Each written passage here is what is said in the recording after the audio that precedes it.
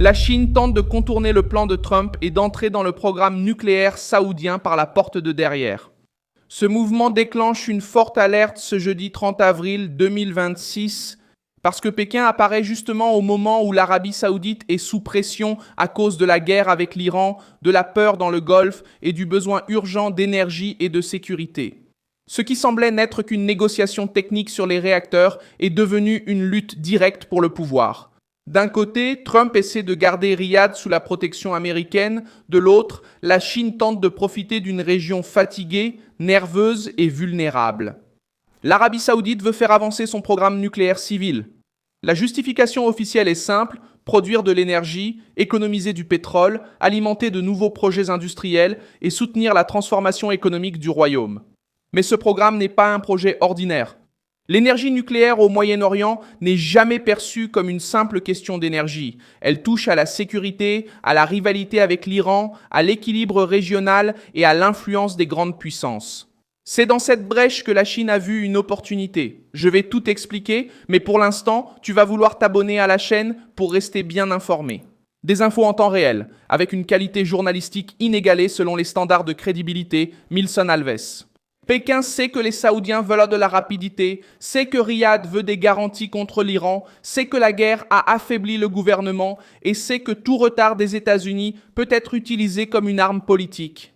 C'est pourquoi la Chine n'apparaît pas comme un partenaire neutre, mais comme une puissance intéressée à affaiblir Trump. Ouvrir une brèche dans l'alliance américaine avec les Saoudiens et placer ses techniciens, ses contrats et son argent dans un secteur stratégique.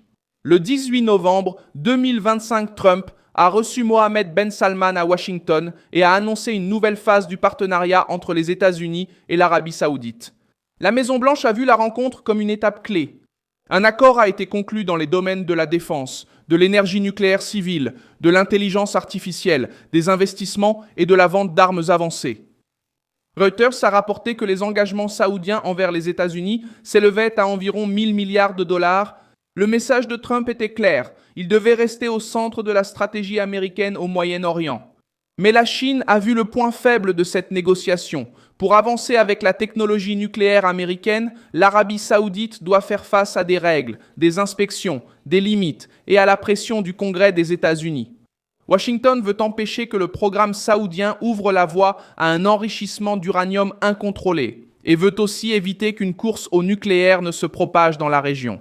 Du point de vue américain, c'est une question de sécurité. Du point de vue chinois, c'est un délai parfait pour permettre à Pékin d'en profiter. Alors, ils offrent ce qu'ils ont l'habitude d'offrir. En période de crise, la rapidité, le financement et moins de questions publiques semblent être une solution, mais cela peut devenir un piège.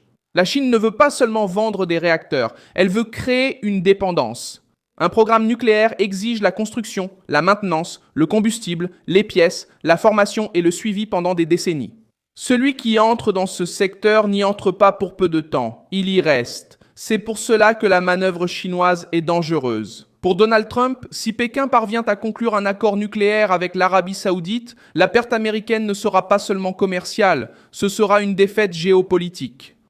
La Chine commencerait à occuper une place au sein de l'une des alliances les plus importantes des États-Unis dans le Golfe, et cela se produirait justement au moment où Donald Trump essaie de montrer sa force contre l'Iran et de réorganiser la région sous la direction américaine. La pression sur Riyad s'est accrue parce que l'Iran reste au centre de la crise. La tension dans le détroit d'Ormuz, le risque pour les navires, la menace contre les infrastructures pétrolières et gazières et la crainte de nouvelles attaques ont placé les Saoudiens dans une position délicate. Le royaume veut de la protection, une réponse rapide, une défense solide, et la Chine essaie de transformer cette insécurité en contrat. C'est la partie la plus sérieuse de l'affaire. Pékin n'arrive pas pour stabiliser la région, mais pour combler le vide, quand les Saoudiens se sentent fragiles. La Chine apparaît avec la promesse d'une alternative lorsque Washington exige du contrôle. La Chine offre de la flexibilité. Lorsque Trump essaie de maintenir l'alliance, Pékin tente de convaincre Riyad qu'il existe une autre voie. Le ministre saoudien de l'énergie, le prince Abdelaziz Ben Salman, a déjà affirmé que le royaume entend exploiter son propre uranium, produire du yellow cake et développer sa filière nucléaire. Officiellement, tout est présenté comme faisant partie d'un programme civil, Mais au Moyen-Orient, ce type de progrès suscite toujours une lecture stratégique. L'Arabie saoudite observe l'Iran, Israël observe l'Arabie saoudite, les États-Unis observent la Chine et la Chine observe tout le monde à la recherche de la meilleure faille. Le Tactical Report a indiqué que Riyad avait évalué les réacteurs chinois comme une voie parallèle à l'accord avec Washington.